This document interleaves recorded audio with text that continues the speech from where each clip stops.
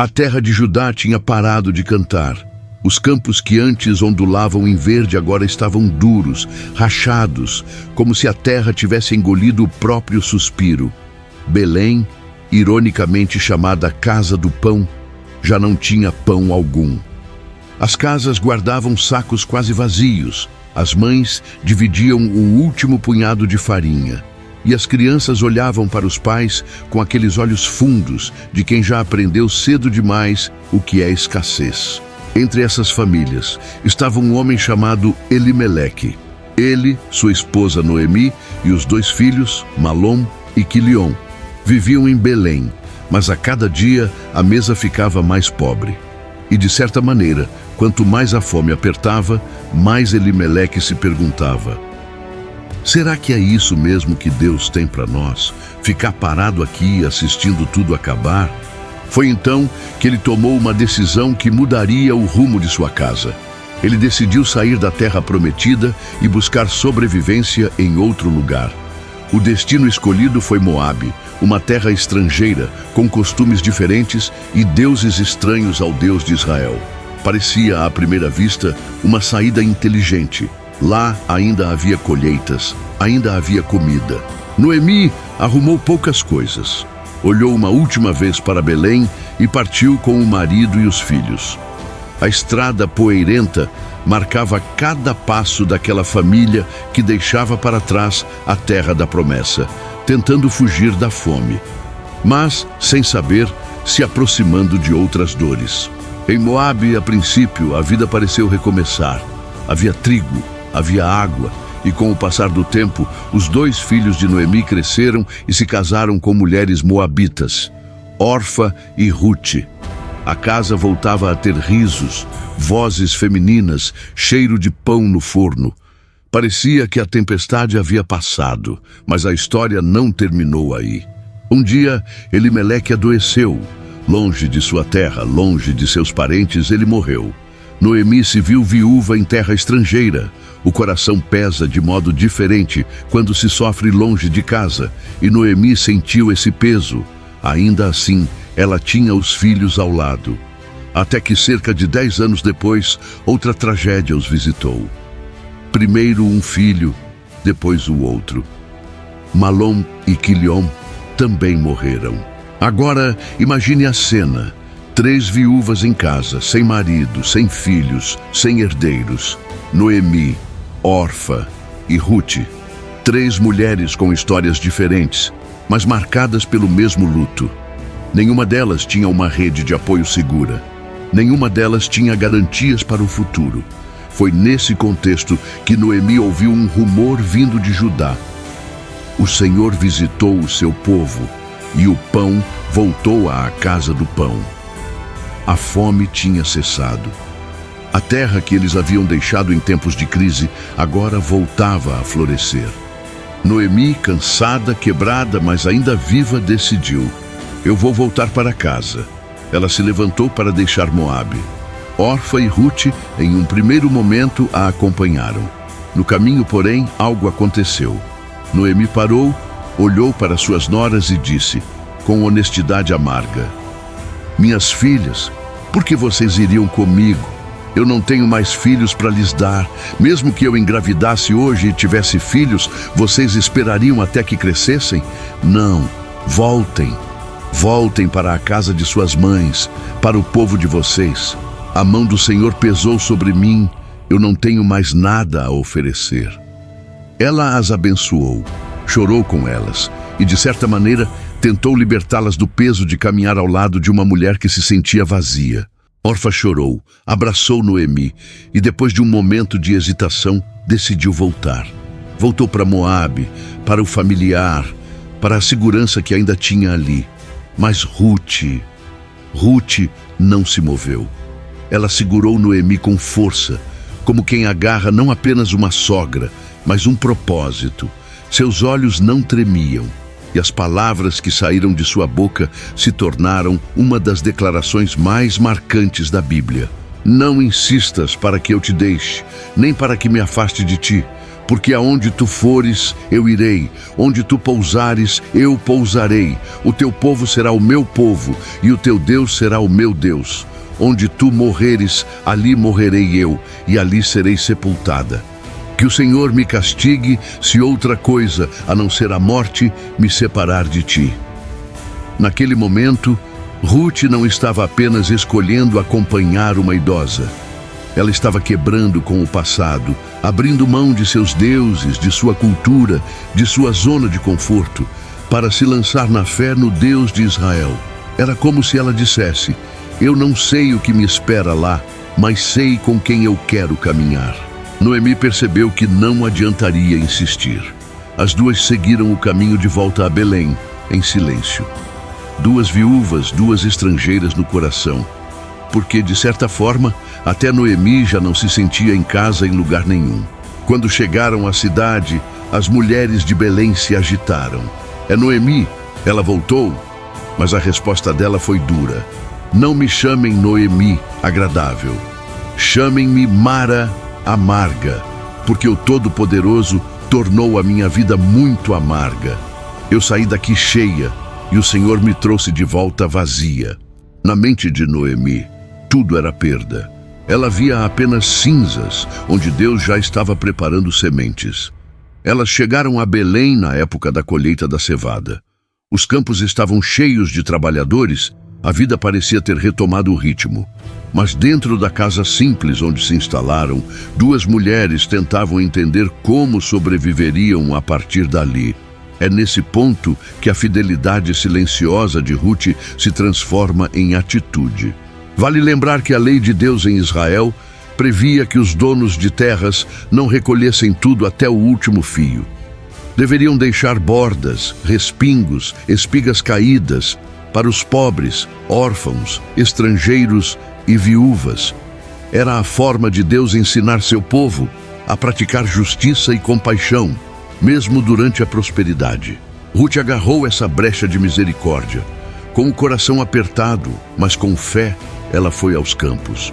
Caminhou entre os feixes, se curvando, catando espiga por espiga, transformando cansaço em pão. A Bíblia diz que, por acaso, ela entrou justamente no campo de um homem chamado Boaz. Mas quem conhece o jeito de Deus, sabe que onde a Bíblia fala por acaso, o céu está sussurrando propósito.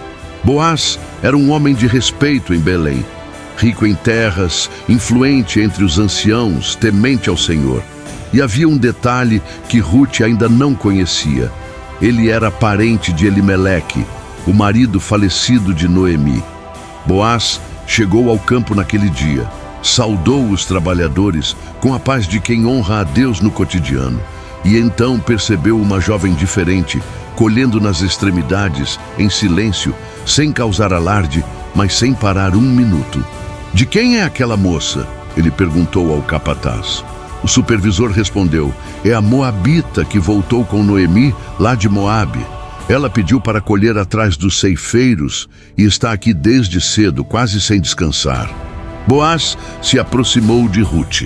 Ele poderia ter olhado apenas para sua origem, uma estrangeira, uma viúva pobre, alguém sem status. Mas ele enxergou algo além: caráter, lealdade, coragem. Com gentileza falou: minha filha, não vá colher em outro campo. Fique aqui com as minhas servas. Eu ordenei aos rapazes que não te molestem. Quando tiveres sede, bebe da água que os servos tirarem. Ruth se prostrou com o rosto em terra, impressionada. Por que encontrei favor aos teus olhos, sendo eu estrangeira? Boaz respondeu algo que talvez ela não esperasse ouvir.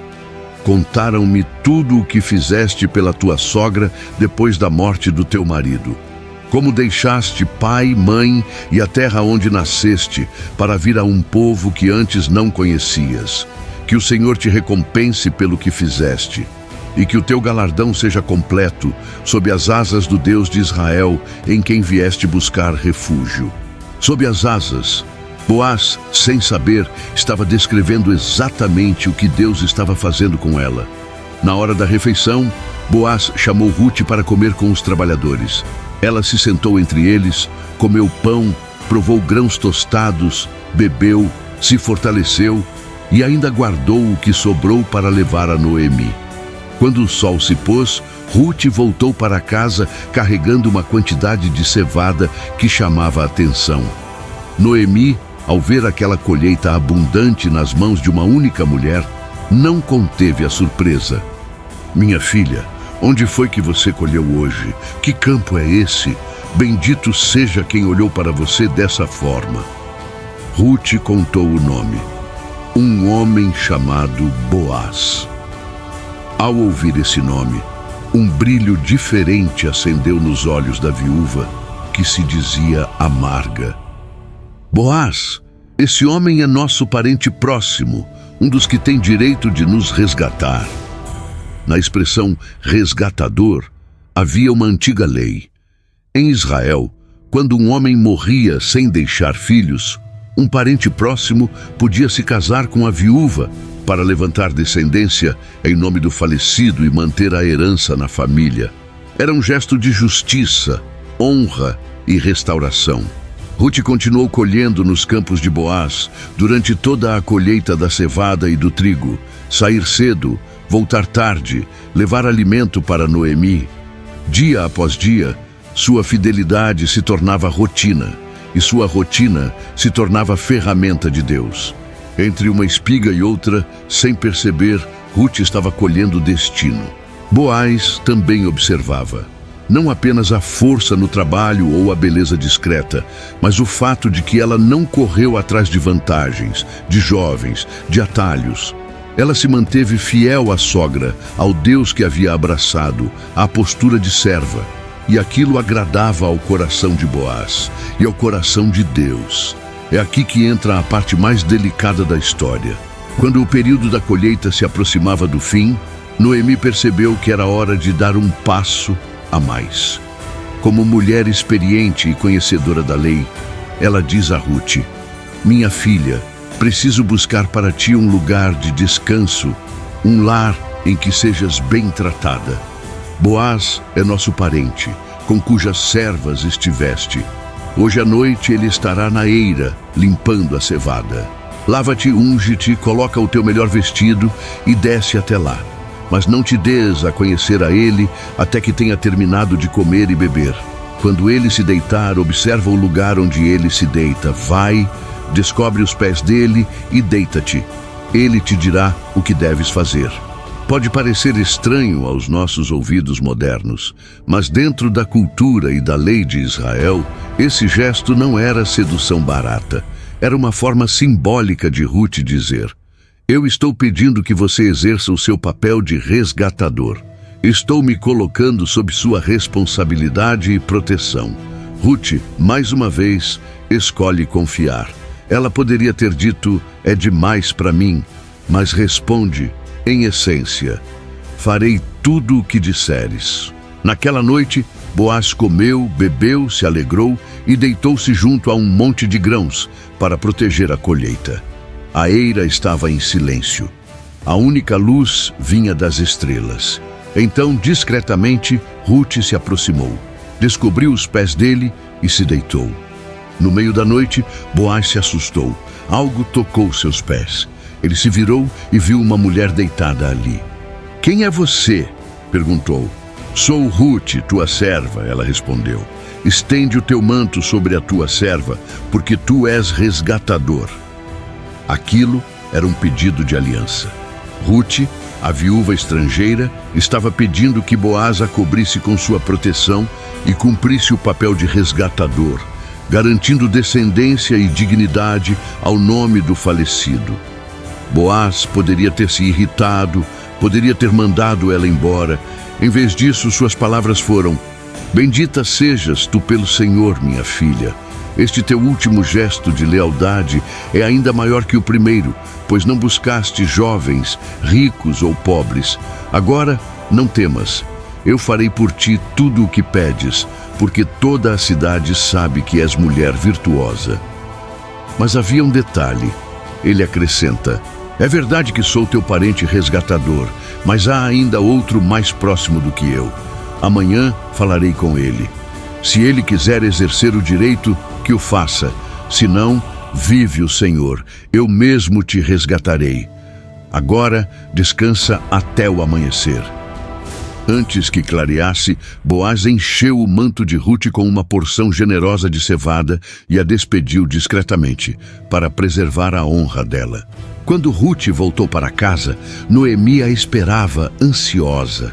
Depois de ouvir cada detalhe da noite, ela concluiu com sabedoria: Agora espera, minha filha. Esse homem não vai descansar enquanto não resolver tudo hoje mesmo. Enquanto Rute aguardava, Boaz se levantava para o dia mais importante daquela história.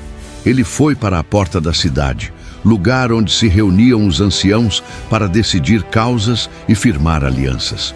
Sentou-se e, assim que viu passar o parente mais próximo, chamou: Meu amigo, vem aqui, senta-te. Chamou também 10 anciãos como testemunhas. Então apresentou o caso. Noemi, que voltou de Moabe, está vendendo a parte da terra que pertencia a nosso parente Elimeleque. Eu pensei em informar-te. Se quiseres exercer o direito de resgate, faze-o na presença destes. Se não, eu o farei. Inicialmente, o homem respondeu: Eu resgatarei. Mas Boaz continuou, revelando toda a questão. No dia em que comprares a terra de Noemi, também tomarás por esposa Rute, a Moabita, viúva do falecido, para manter o nome dele sobre a herança. Aí o parente recuou. Assim não. Isso pode prejudicar a minha própria herança. Eu abro mão, resgata tu mesmo. Para selar a decisão, ele tirou a sandália e a entregou a Boaz. Um sinal antigo de que o direito de resgate passava para o outro. Então Boaz se levantou diante dos anciãos e do povo e declarou: Vocês são hoje testemunhas de que comprei de Noemi tudo o que pertencia a Elimeleque, Quiliom e Malom.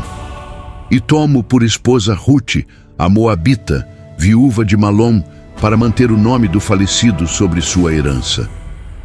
O povo respondeu, abençoando: Que o Senhor faça essa mulher que entra em tua casa, como Raquel e Lia, que edificaram a casa de Israel. Que sejas poderoso em Efrata e famoso em Belém. Que a tua casa seja como a de Perez, que Tamar deu a Judá. Boaz então tomou Rute como esposa, não como um ato de pena, mas como cumprimento de um propósito que Deus vinha tecendo desde o dia em que uma viúva estrangeira decidiu seguir uma sogra amarga e confiar no Deus de Israel. O Senhor concedeu que Rute engravidasse. Daquela união nasceu um menino, Obed. As mulheres de Belém, que tinham ouvido os lamentos de Noemi, agora diziam: Bendito seja o Senhor, que hoje não te deixou sem resgatador. Que este menino seja famoso em Israel. Ele será para ti restaurador da alma e sustentará a tua velhice. Noemi pegou o bebê nos braços, como quem recebe de volta a alegria que achou que havia perdido para sempre. A mulher que pediu para ser chamada de amarga, agora embalava uma promessa viva. Chamaram o menino de Obed. Ele se tornaria pai de Jessé, e Jessé se tornaria pai de Davi, o rei segundo o coração de Deus. E séculos depois, da linhagem de Davi, nasceria Jesus Cristo, o Messias, o Redentor, aquele que é o verdadeiro resgatador de todos nós. Percebe? Na superfície, a história de Rute fala de fome, luto, trabalho no campo, casamento e nascimento de um filho.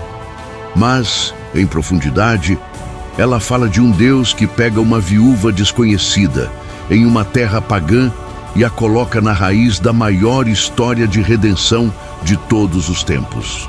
Nenhuma lágrima que Rute derramou em Moabe foi esquecida. Nenhum passo dado ao lado de Noemi passou despercebido. Nenhuma espiga colhida em Belém foi irrelevante.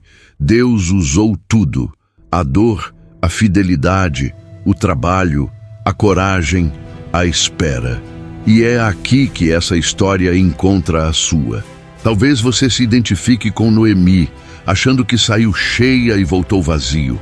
Talvez se veja como Rute, tentando recomeçar em terra estranha, colhendo espigas de esperança onde parece não haver muito. Talvez olhe para a própria vida e pense: O meu capítulo é o capítulo do luto. Mas o Deus de Ruth ainda escreve novas histórias. Ele ainda pega estrangeiros e faz família. Ainda pega o luto e transforma em promessa. Ainda pega caminhos secos e pouco a pouco faz brotar colheita. Se essa mensagem está falando com você, eu quero te pedir uma coisa. Escreve aqui nos comentários: Senhor, escreve uma nova história em mim. Isso não é só uma frase, é uma oração. E se você ama mergulhar em narrativas como essa, profundas e cheias de significado, se inscreva agora no canal Discípulos da Bíblia. Aqui nós caminhamos juntos pelas páginas da palavra, entendendo não apenas o que aconteceu, mas o que Deus ainda quer fazer em nós hoje. Ative o sininho para não perder os próximos vídeos e compartilhe este com alguém que precisa lembrar. Ainda não acabou, Deus ainda está escrevendo. Que o Deus de Ruth, o Deus que transformou o luto em promessa, visite a sua casa, cure o seu coração e te mostre que em Cristo sempre há espaço para um novo começo. Você está no Discípulos da Bíblia. Fique na paz do Senhor e até o próximo vídeo.